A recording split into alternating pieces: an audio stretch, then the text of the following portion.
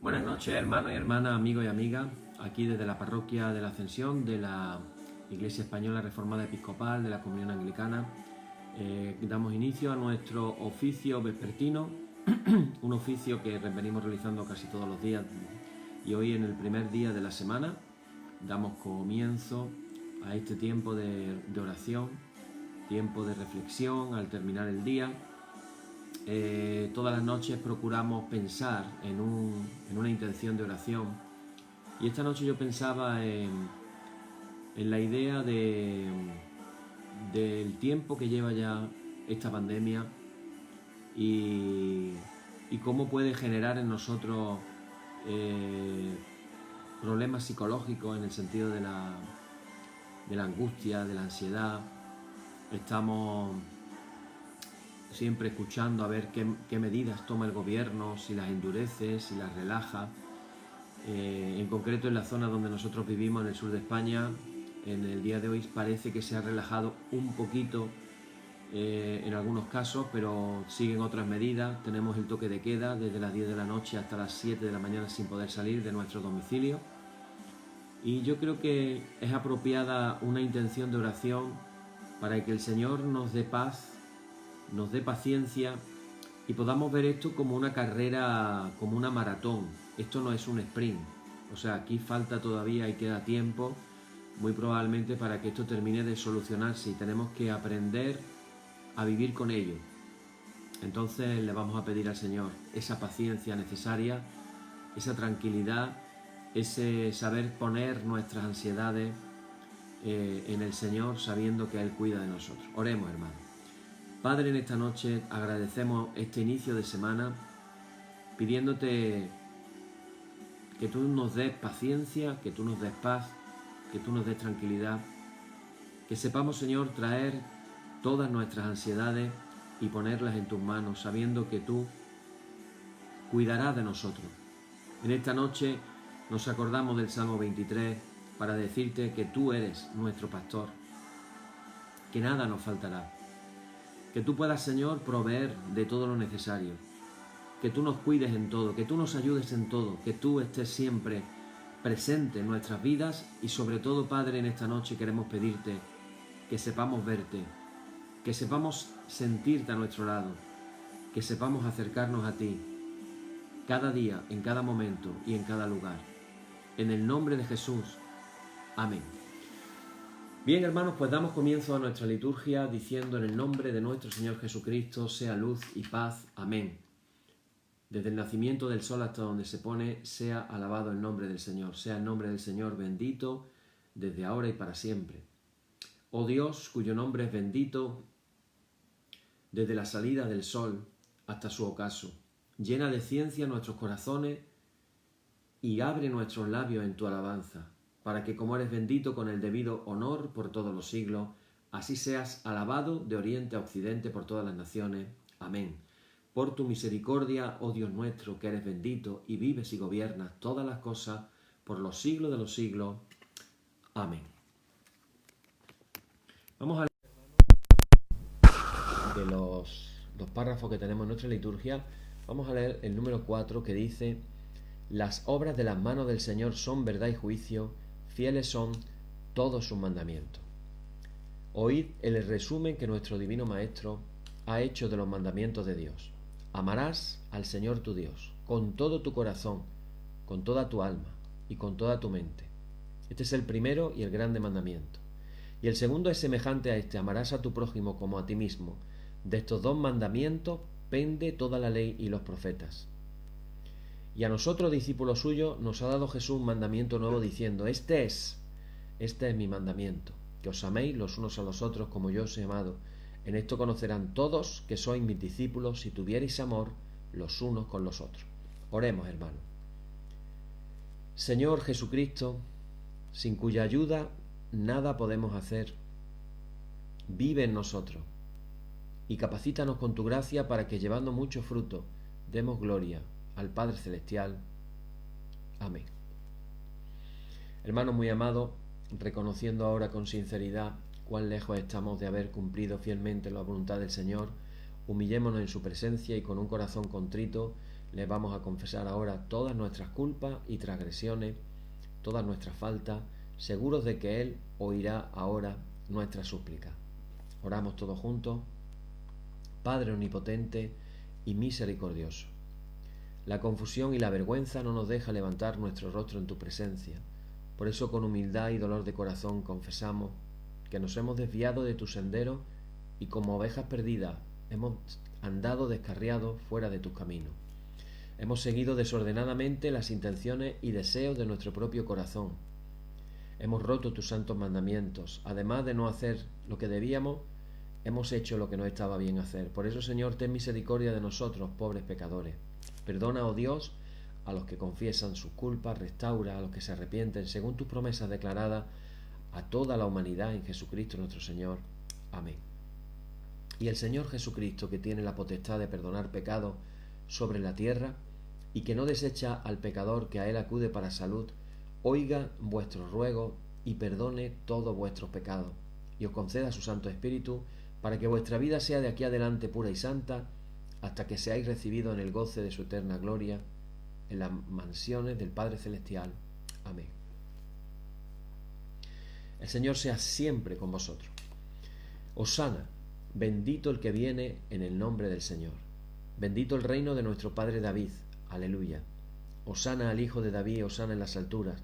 Gloria y honor al Padre y al Hijo y al Espíritu Santo, por los siglos de los siglos. Amén. Señor, abre nuestros labios y nuestra boca anunciará tu alabanza. Abrimos nuestras Biblias, vamos a leer en el número... Vamos a leer el número 50, el número 56. Lo hemos leído ya en otras ocasiones, volvemos a leerlo. Estamos repitiendo salmos ya porque llevamos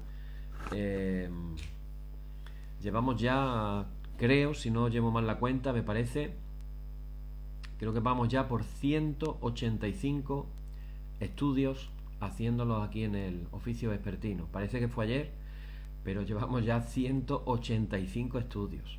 La verdad es que tenemos aquí para estar un rato estudiando. Bueno, pues hemos repetido ya, después de 185 estudios, evidentemente estamos repitiendo salmos. Vamos a leer hoy el salmo, bueno, vamos a ir un poquito más adelante y vamos a leer el salmo número 61. Salmo 61, vamos a adelantarnos un poquito. Dice así el salmo: Oye, oh Dios, mi clamor, a mi oración atiende. Desde el cabo de la tierra clamaré a ti cuando mi corazón desmayare. Llévame a la roca que es más alta que yo, porque tú has sido mi refugio y torre fuerte delante del enemigo. Yo habitaré en tu tabernáculo para siempre. Estaré seguro bajo la cubierta de tus alas. Porque tú, oh Dios, has oído mis votos. Me has dado la heredad de los que temen tu nombre. Días sobre días añadirás al rey. Sus años serán como generación y generación. Estará para siempre delante de Dios. Prepara misericordia y verdad para que lo conserven. Así cantaré tu nombre para siempre, pagando mis votos cada día. Gloria y honor al Padre y al Hijo y al Espíritu Santo, por los siglos de los siglos. Amén. Bien, hermanos, pues seguimos con nuestro tema, el tema del discernimiento espiritual. Es una herramienta que estamos aprendiendo cosas prácticas, pero al mismo tiempo bíblicas, muy evangélicas, muy de los evangelios, y también compartiendo acerca de la experiencia de vida de Ignacio de Loyola, que pasó por este camino y lo experimentó en carne propia y después lo pudo enseñar. Esto es lo interesante, que lo pudo enseñar. Hoy vamos a hablar de un tema peliagudo. Estamos hablando de aprender a separar lo que es de Dios de lo que no es de Dios. Y digo que es un tema peliagudo porque nos vamos a tirar por lo menos 2 estudios hablando de ello, y creo que va a ser muy, muy interesante, como casi todo lo que estamos compartiendo. Y es el tema de las tentaciones. Cuando hacemos el discernimiento, uno de los temas más difíciles de manejar es precisamente el tema de las tentaciones. ¿Por qué? Nos preguntaremos por qué. Porque nuestra naturaleza, hemos sido creados para ser atraídos por lo bello, lo bueno, lo verdadero. ¿Y esto por qué? ¿Por qué somos atraídos por ese tipo de cosas? Bueno, pues porque nuestra naturaleza se siente atraída. Así de simple. Hemos sido creados por Dios de esa manera. Baste simplemente observar la naturaleza que Dios ha creado, la belleza infinita que hay en la naturaleza que vemos con nuestros ojos. Las que vemos a través de los telescopios, los grandes telescopios, cuando vemos el universo y vemos esos colores, esas estrellas, esas galaxias, esos planetas, una maravilla. Pero también cuando vemos las cosas a través del microscopio, el microcosmos, y vemos cómo son las células y cómo son algunos animalitos pequeños. Cuando uno ve, por ejemplo, una hormiga al microscopio y no tiene nada que ver con lo que ven nuestros ojos, y tú dices, es que tiene un diseño, los insectos, por ejemplo, tienen un diseño que es impresionante. Bueno, pues así hemos sido creados, con esta naturaleza. Nos atrae lo bonito, lo bello, lo bueno, lo verdadero. Por eso el hombre en el fondo tiene una ansia de buscar la verdad. Entonces nos sentimos de una manera natural atraídos hacia todo aquello que, repito, es bueno, es bello, porque así hemos sido hechos por Dios. En esta atracción natural, en el fondo, nuestro último deseo, lo que está ahí en el final del camino, es que todos queremos ser felices. Así iniciábamos estos estudios, entendiendo que la única manera de disfrutar de la verdadera felicidad era cuando elegimos a Dios. Mientras estamos entretenidos con los medios, pensando que ahí está la felicidad, nos desviamos del fin, que es donde está Dios. El fin, el único fin es Dios, y ahí solamente podemos encontrar la verdadera felicidad. Entonces, ¿qué hace el enemigo? Volvemos otra vez al mal espíritu. Estamos hablando de las tentaciones. Al oír las palabras tentaciones, más de uno habrá recordado Mateo capítulo 4, donde se habla de las tentaciones de Jesús, en uno de los evangelios. Bueno, ¿qué va a hacer el enemigo? El enemigo va a traer aquello que apela a nuestros deseos, a nuestros sueños, a nuestras aspiraciones, nuestros intereses, hacia nuestros gustos, nuestros sentidos, y nos va a tratar de ofrecer tres cosas: bienestar, fama y poder. Y a todo lo que nos cause placer y satisfacción, pues nos hace creer que con ello vamos a encontrar la felicidad. Entonces, en principio, toda atracción hacia la verdad, la bondad y la belleza es algo bueno y es algo natural. Pero desgraciadamente, en esta lucha espiritual en la que nos hallamos entre el buen espíritu y el mal espíritu, una de las armas que va a usar el enemigo va a ser precisamente el desviarnos de las cosas de Dios, en usar esta natural disposición que tenemos hacia la verdad, la bondad y la belleza, para proponernos lo que siempre propone el enemigo: aparentes cosas bellas, buenas y verdaderas. Pero ojo, este es el matiz: aparentes, no verdaderas, aparentes. Y entonces, ¿para qué nos lo va a proponer? Pues nos lo va a proponer para tratar de separarnos de Dios, para tratar de separarnos de Dios. Son inconvenientes, porque no ayudan a los demás, no ayudan a unir, no ayudan a crecer, no ayudan a construir. Recordad, todo lo que no ayuda a los demás a unir, a crecer y a construir, no viene de Dios. Es así de sencillo. Es que no viene de Dios. Tú tratas de pensar cosas que has vivido que no unen, que no te hacen crecer, cosas que no te ayudan a construir, que no ayudan a los demás. Pues todo lo que esté pasando que no produzca eso, eso no es de Dios. Venga de donde venga.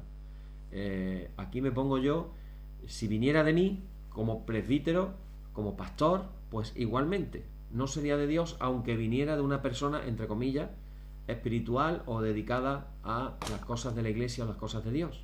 No sería algo que realmente viene de Dios. Dice Pablo a los Corintios, dice: todo es lícito, pero no todo me conviene. En 1 Corintios capítulo 3, versículo 23. O sea, está claro, hay cosas que en realidad, que me están entrando aquí Me están entrando aquí y no tengo los apagados los volúmenes.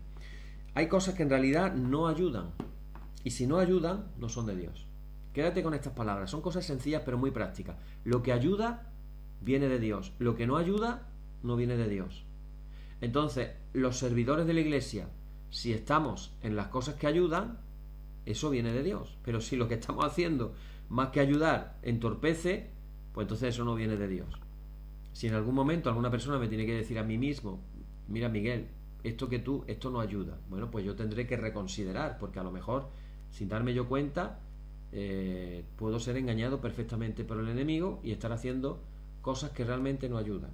Entonces tenemos que discernir, otra vez, discernir, separar lo que es de Dios de lo que no es de Dios, qué es lo que conviene, qué es lo que no conviene, qué es lo que construye y edifica y qué es lo que no construye y no edifica. Entonces, el criterio que nosotros tenemos que usar para poder decidir, en el caso de una atracción, para que sea algo que verdaderamente nos acerque a Dios.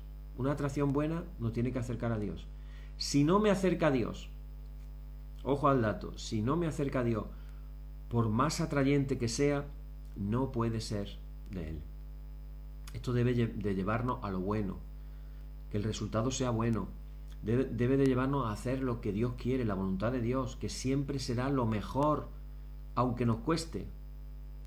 Entonces, si algo o alguien que nos atrae nos separa de Dios, nos impide acercarnos o nos aleja de Él y de los demás, si afecta a mi familia, si la destruye, si desune, si en vez de edificar hace lo contrario, destruye, no puede ser de Dios. Si algo que nos atrae nos lleva a hacer algo, a decir algo que no es voluntad de Dios, que rompe la unidad, que causa malestar, que afecta negativamente a otros, esa atracción no puede ser de Dios. Y esto nos lleva a la pregunta, ¿qué es la tentación? ¿Qué cosa es la tentación? La tentación es esa atracción por hacer, por decir o tener algo que en apariencia se ve bien, algo que parece bueno, pero que finalmente nos lleva a algo malo, nos lleva a una cosa mala que va en contra de la voluntad de Dios o de que nos desorienta, de las cosas de Dios o menos buena, que nos impide avanzar hacia Él. La tentación responde entonces a la atracción natural hacia la felicidad que todos tenemos, que todos queremos sentir. Y entonces el enemigo nos va a decir algo así como, hazlo, porque vas a ser mejor. Elige.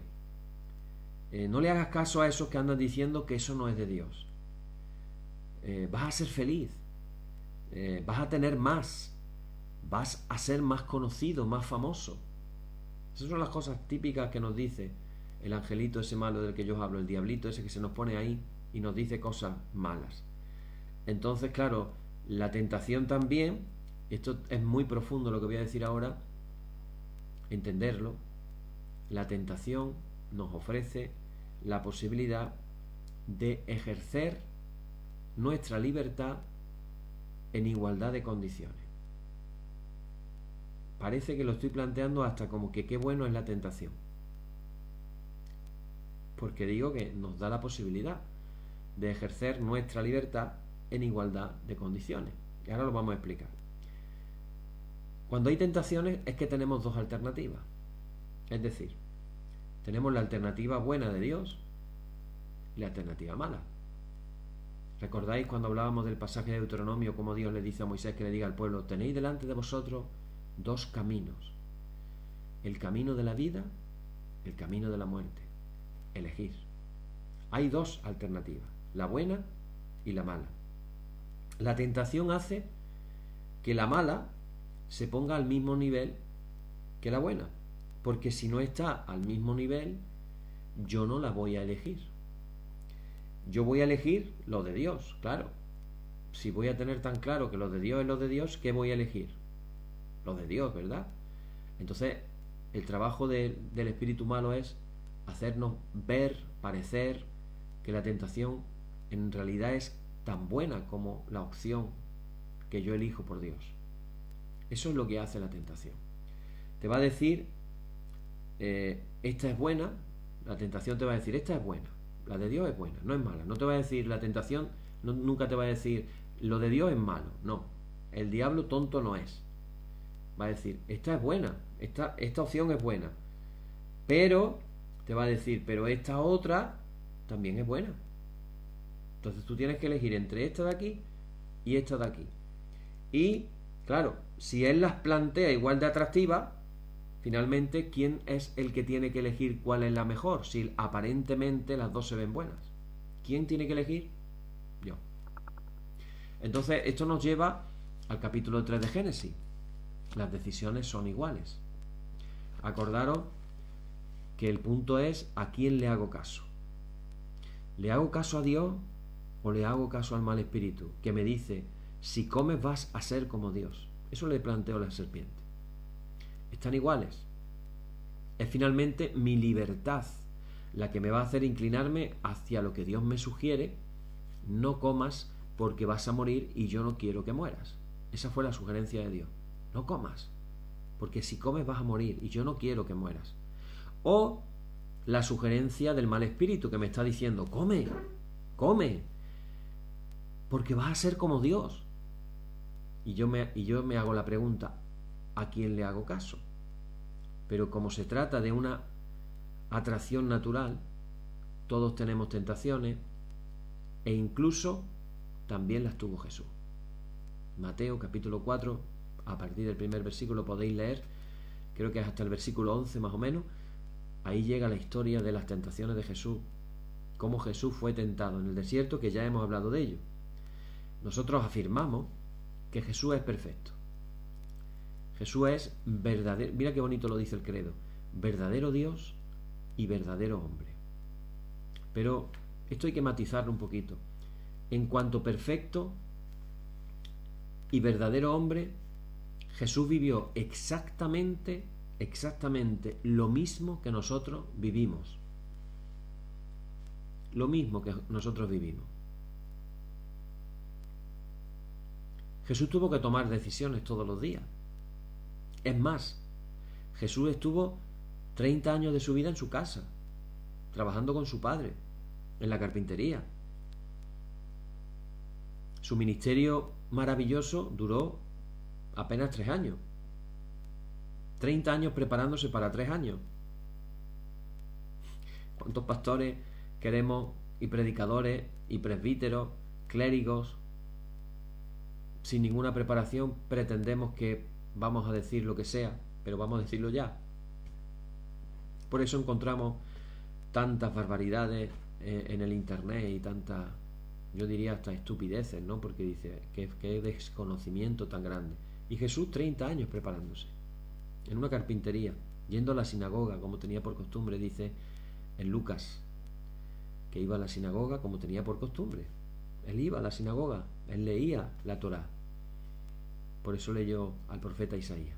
Entonces Jesús vive exactamente lo mismo que nosotros vivimos. Tuvo que tomar decisiones, Jesús tuvo que elegir. Y en cuanto hombre, este es un detalle que a lo mejor no lo hemos planteado. En cuanto hombre, Jesús no podía saber el futuro. En cuanto hombre, no podía saber el futuro. Entonces tuvo que aprender a confiar en su Padre y tuvo que estar eligiendo siempre hacer la voluntad de su Padre. Por eso él dice, para mí el hacer la voluntad de mi Padre es mi verdadera comida, es mi alimento. Mi alimento es hacer la voluntad de mi Padre y terminar la obra que me ha encomendado. Eso decía Jesús. Entonces, ¿qué ocurre? Que Jesús también se tuvo que arriesgar, poniendo su confianza en Dios. Ese es el ejemplo que tenemos. Jesús es un hombre como nosotros, no sabe el futuro, tendría sus dudas,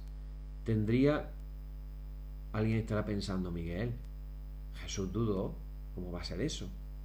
Bueno, la Biblia nos narra que en el huerto de Getsemaní la oración de Jesús por lo mismo se hizo en 3 ocasiones. Jesús le pidió 3 veces al Padre, Señor, pase de mí este cáliz, pero no se haga mi voluntad sino la tuya. Si hubiera tenido tan claro hacer la voluntad del Padre, no lo hubiera dicho 3 veces. No le hubiera dicho al Padre, Padre, por favor, que yo no quiero pasar por aquí. Que eso es lo que dice, eso es lo que significa esa oración. Así que ahí hay duda. Ahí hay pelear en oración que el Padre cambiara su voluntad, por decirlo de alguna manera. Y ahí está Jesús, igual que nosotros. Esa es la oración más maravillosa que un ser humano, verdaderamente hombre, verdaderamente Dios, Jesús, ha orado sobre la tierra. No hay una oración que la pueda superar. Padre, que pase de mí este cáliz. El cáliz era morir en la cruz del Calvario y cargar con nuestros pecados. Morir, hasta cierto punto, era fácil. Cargar con los pecados de la humanidad y sentirse abandonado por el Padre, eso es más complicado. Y ahí estaba Jesús orando. Así que cuando tenemos que ejercer la libertad, hermano, aparecen las tentaciones que nos van a decir, elige lo otro, que es más fácil. ¿Qué le estaba diciendo Jesús a su Padre en esa oración? Padre, que pase de mí este cáliz. ¿Eso qué significa? Lo más fácil, ¿no? Para Jesús era lo más fácil, pero esa no era la voluntad del Padre. Es tan importante esto de las tentaciones que en los evangelios, repito, se dedica todo un espacio para hacernos ver cómo fueron las tentaciones. Dicho de una manera rápida, las tentaciones por las que Jesús pasó son las mismas que nosotros tenemos. Convierte las piedras en pan, acomódate, simplifícate, facilítate las cosas. Esa sería una. La segunda tentación es la fama, a que todos te aplaudan, que todos hablen bien de ti. Tírate del pináculo del templo porque, como no te va a pasar nada, tus ángeles te van a recoger, todos te van a ver y te van a seguir y no te vas a tener que esforzar tanto yendo de un pueblo a otro. Vas a ser famoso, Jesús. Y la tercera tentación es aquella de si me adoras todos los reinos los tendrás. Incluso podríamos decir, quieres tu reino, yo te lo doy, pero me tienes que adorar. Así que Jesús fue tentado en eso, en el tener, en el ser famoso y en el poder. Las tres grandes tentaciones de la humanidad.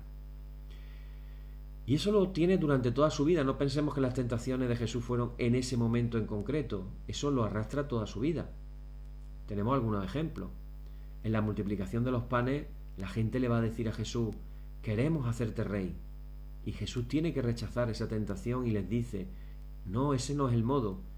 Y apartarse e irse en soledad a orar, en vez de quedarse recibiendo los aplausos de la fama. Hasta que se muera Jesús va a estar constantemente tentado, porque eso es lo que nos pasa a todas las personas. La tentación es algo natural, pero la diferencia entre Jesús y nosotros es clara. Jesús las pudo rechazar todas, no cayó en ninguna tentación. Por eso la Iglesia afirma que Jesús es igual a todos nosotros menos en el pecado, porque no pecó. Eligió hacer la voluntad de Dios Padre, pero tuvo que elegir, porque si no hubiera tenido que elegir, pues no habría tenido tentaciones. Esa es la realidad. Y esto nos lleva al tema del problema de caer en las tentaciones. Porque la tentación es una atracción con apariencia de bien, que nos propone el mal espíritu y que no va a llevarnos nunca a un buen fin. Hay algo en esta atracción, ya sea el principio, el medio o el fin, que usualmente es el medio o el fin que concluye en algo que nos aparta de Dios. El problema es que cuando caemos en las tentaciones no estamos calculando las consecuencias de nuestras decisiones.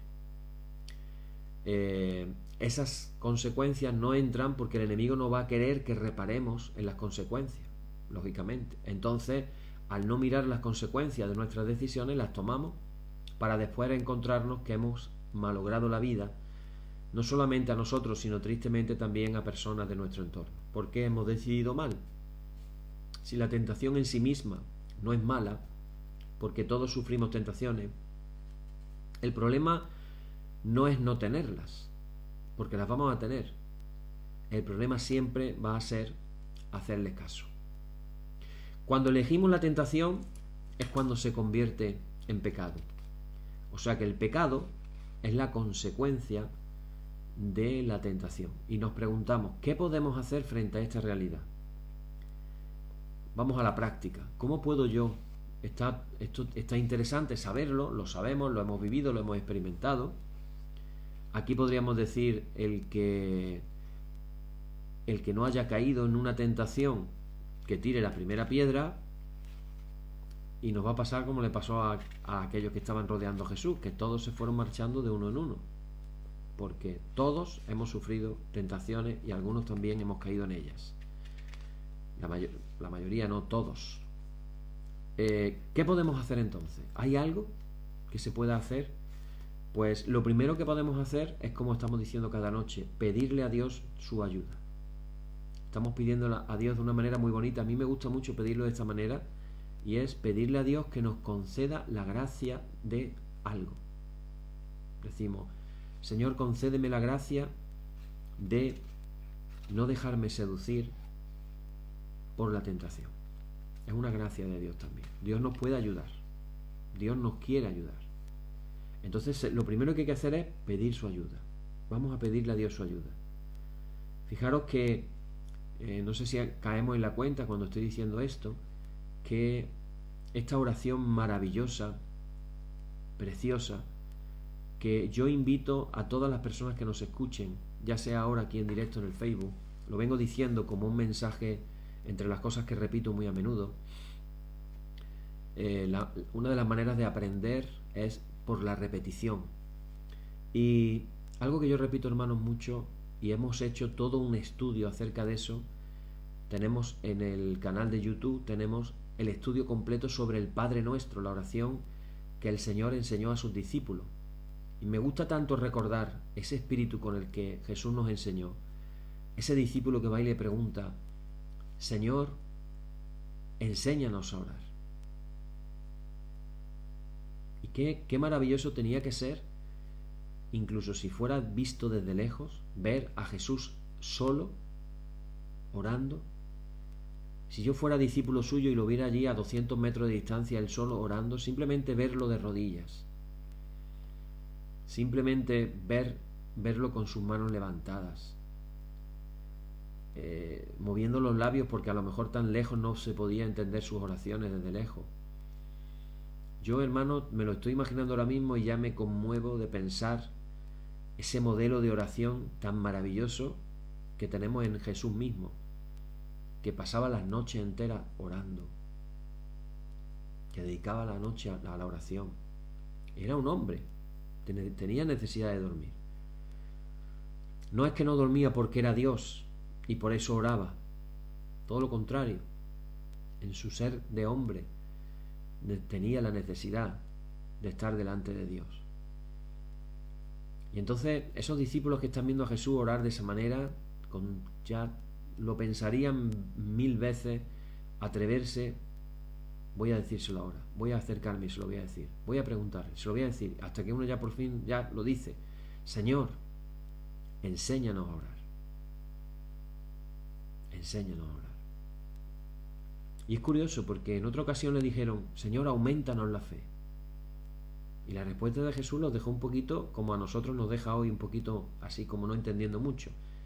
Porque la respuesta de Jesús fue, si tuvierais fe como un grano de mostaza, le diríais a ese monte, arrójate al mar, y se arrojaría.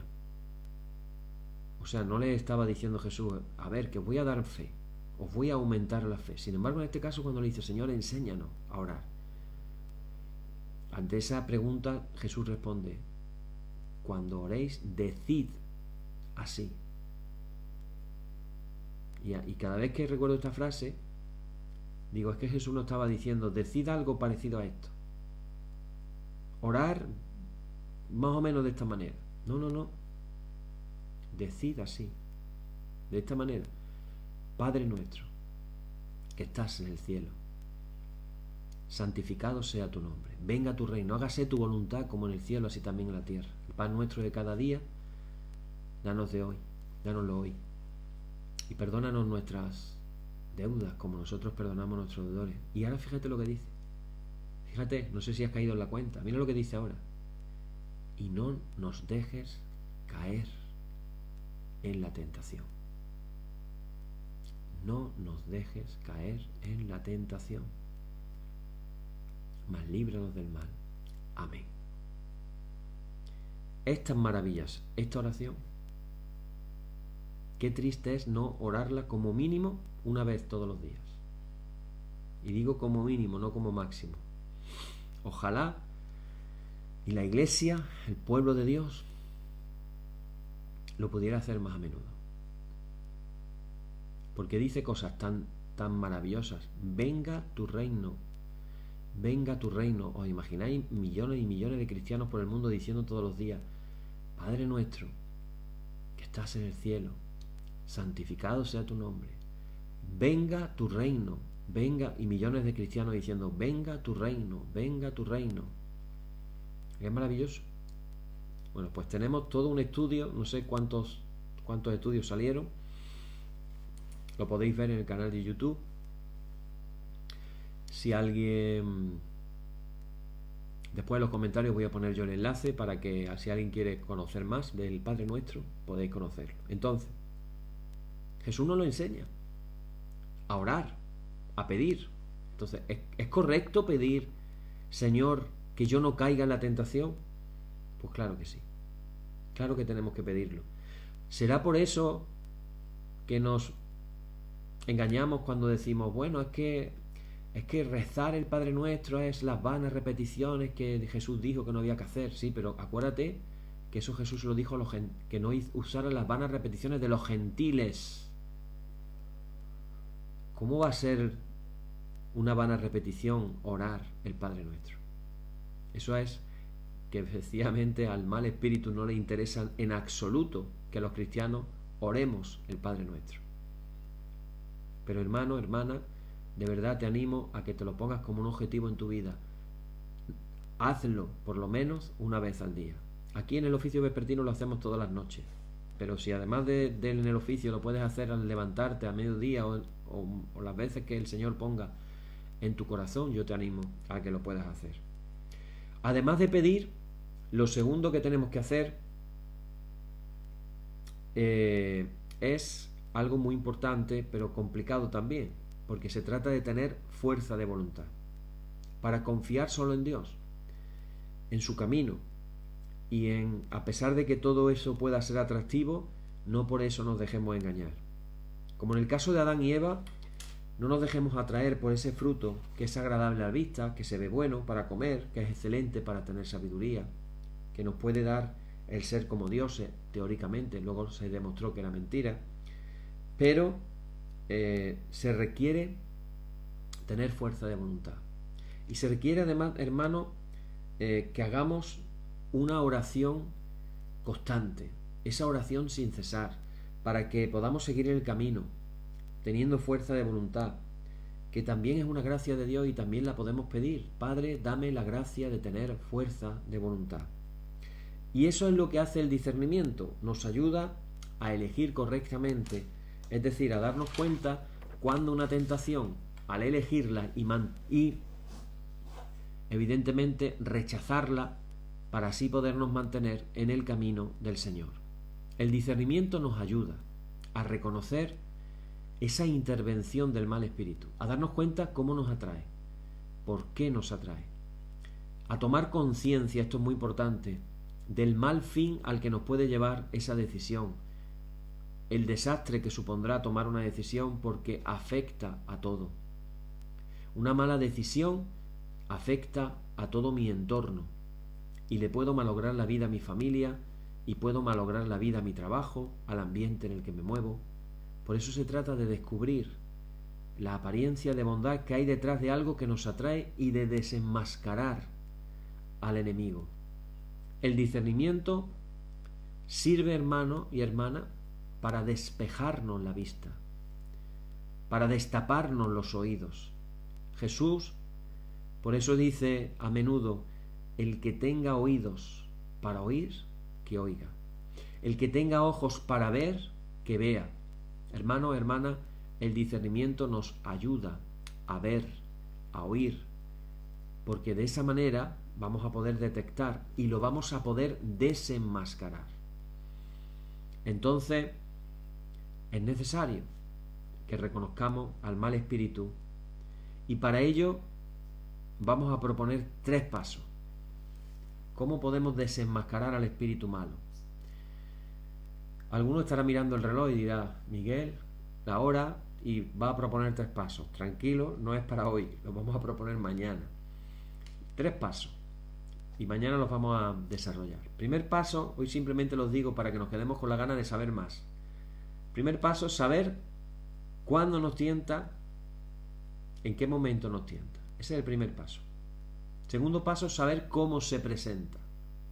Y el tercero, cuál es la estrategia que el mal espíritu usa para engañarnos, con el fin de que al momento de elegir hermano y hermana no nos equivoquemos. No nos equivoquemos. Y Dios nos puede conceder gracias, cosas especiales. Termino contando un testimonio acerca de mi madre,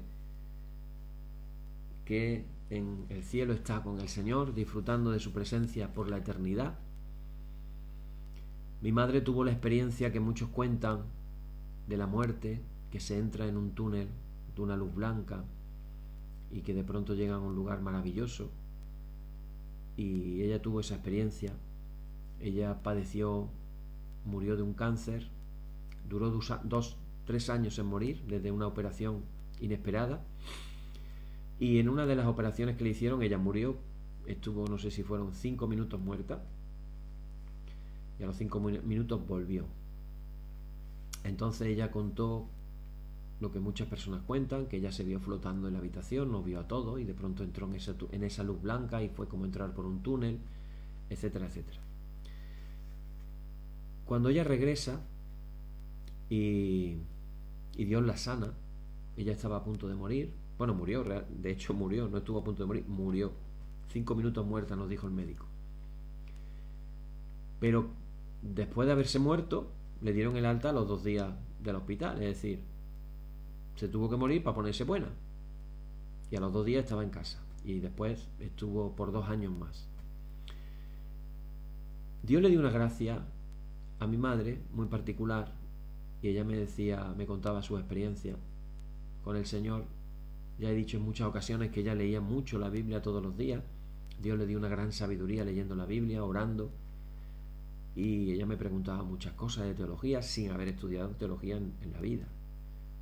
Pero ahora Dios le había dado una gracia, y era que ella era capaz de darse cuenta de cuando una persona mentía. A ella nadie la podía engañar. Entonces, cuando el pastor de la iglesia a la que ella pertenecía en Córdoba, Antonio Gómez, que también está ya con el Señor, un pastor maravilloso, un hombre de Dios, un hombre con un corazón de pastor tremendo, súper especial. Cuando alguien en la iglesia andaba mal, se había alejado de Dios, estaba en problemas, no andaba muy bien, había dejado de ir a la iglesia, la solución de Antonio Gómez era coger a esa persona y llevársela a casa de mi madre, a visitar a Antonia. La idea era: vamos a visitar a Antonia porque Antonia está enferma. Pero la realidad era que el pastor tenía su estrategia. Y la estrategia era que cuando Antonia empezaba a hablar a la persona esa y le daba la vuelta como a un calcetín y le decía lo que tenía dentro, y le decía cómo se sentía, y le decía todo lo que le pasaba por su mente, y lo desnudaba completamente, y ahora le daba la palabra de que el Señor directamente quería darle, esa persona realmente tenía un shock espiritual que volvía totalmente consagrado al Señor. Y mi madre me decía eso: ya nadie a mí me puede mentir porque yo veo los corazones, yo veo lo que hay dentro de las personas. Entonces, no voy a decir que hubiera cientos de testimonios de personas que pasaron por casa de mi madre, pero os puedo decir que más de 70-80 personas mínimo pasaron por casa de mi madre, y el pastor atestiguó que en ningún momento ella se equivocó en nada de lo que le dijo a las personas. O sea, que lo clavó todo tal cual. ¿Esto por qué lo digo? Porque Dios nos puede, hermanos, dar la gracia. La gracia de algo. La gracia de ver. Tienen oído y no ven. Tienen oído y no oyen. Y poder ver cómo Dios ve las cosas. Y poder oír de una manera espiritual. Y aquí estamos hablando de aprender a reconocer al mal espíritu para que no nos engañe más. Y también podemos orar incluso por nuestras iglesias, que no seamos engañadas. Podemos orar por nuestras denominaciones, por nuestras iglesias nacionales, que no seamos engañados. Recordar que una de las cosas que va a caracterizar los últimos tiempos va a ser precisamente el engaño. Decía Cristo, y entonces vendrán falsos mesías y dirán, aquí está el Cristo. Y otros dirán, no, aquí no, está allí. Y Jesucristo dice, no lo creáis. Va a haber engaño. Y tenemos que estar preparados para discernir aquello que es de Dios, para separarlo de lo que no es de Dios. Y hermanos, que siempre tengamos en nuestro corazón el deseo de elegir hacer la voluntad del Padre. Amén. Mañana, segunda parte de las tentaciones que nos queda todavía, y vamos a ver más cosas. Que el Señor nos siga iluminando con su palabra. Y ahora decimos, hermanos, oh Señor, santifícanos en tu verdad, tu palabra es la verdad. Amén. Y ahora sí, vamos a orar la oración que nuestro divino Maestro Jesucristo nos enseñó. Y ojalá que la podamos no solamente decir ahora, sino decirla más días, más veces, y podamos profundizar en ella. Oremos. Señor, ten misericordia de nosotros. Cristo, ten misericordia de nosotros. Señor, ten misericordia de nosotros. Padre nuestro, que estás en el cielo, santificado sea tu nombre. Venga tu reino y hágase tu voluntad como en el cielo, así también en la tierra. El pan nuestro de cada día, dánoslo hoy, Señor. Y perdónanos nuestras deudas, así como nosotros perdonamos a nuestros deudores. Y no nos dejes caer en la tentación, mas líbranos del mal. Amén. Líbranos del mal y confírmanos en tu temor con toda obra buena, oh Trinidad Dios nuestro, que eres bendito y vives y gobiernas todas las cosas por los siglos de los siglos. Amén. Señor, muéstranos tu misericordia y danos tu salud. Llena a tus ministros de virtudes y da alegría a tu pueblo escogido. Acuérdate siempre de esta congregación y de todas las congregaciones cristianas que tú has poseído desde el principio. Oh Dios, purifica nuestros corazones y no quites de nosotros tu Santo Espíritu. Por la tarde, de mañana y al mediodía, justo es, oh Señor, que te alabemos. Señor Dios omnipotente, que de la tarde, la mañana y el mediodía has hecho un día solo y has mandado al sol que conozca su ocaso. Ábrete, rogamos, las tinieblas de nuestros corazones y brillando tú en ellos te conozcamos como Dios verdadero y luz eterna. Amén. Por tu misericordia, oh Dios nuestro, que eres bendito y vives y gobiernas todas las cosas por los siglos de los siglos. Amén. En el nombre de Jesucristo nuestro Señor, terminemos con paz. Gracias sean dadas a Dios. Amén. Y la paz que al subir a los cielos dejó Jesús a sus discípulos, sea siempre con vosotros en toda su plenitud, y la bendición de Dios el Padre omnipotente y del Hijo y del Espíritu Santo descienda sobre vosotros y more en vosotros eternamente. Amén. Bien, hermanos, pues hasta aquí llegamos hoy. Que el Señor os siga bendiciendo. Ahora en un momentito voy a dejar en los comentarios el enlace del YouTube para que puedas ver, si quieres, bueno, parece que se me han adelantado por ahí porque ya estoy viendo el enlace. Supongo que va a ser eso lo que ha puesto ya nuestra hermana Nancy. Bueno, pues ahí está el enlace. Si queréis saber más acerca del Padre Nuestro, repito, os animo a que es tan sencillo. Señor, todos los días voy a, como mínimo, decir una vez el Padre Nuestro. Voy a respirar hondo. Respiramos hondo, cerramos los ojos, nos quedamos en calma, en tranquilidad. Podemos también levantar nuestras manos. Padre nuestro que estás en el cielo. Tardas un minuto y qué diferente puede ser nuestra vida espiritual si comenzamos a hacer cosas que realmente pueden ser de mucha bendición para nuestras vidas. Así que bueno, ahí en ese enlace del YouTube te puedes meter. Hay toda una serie de estudios. Hay uno que se llama el Padre Nuestro.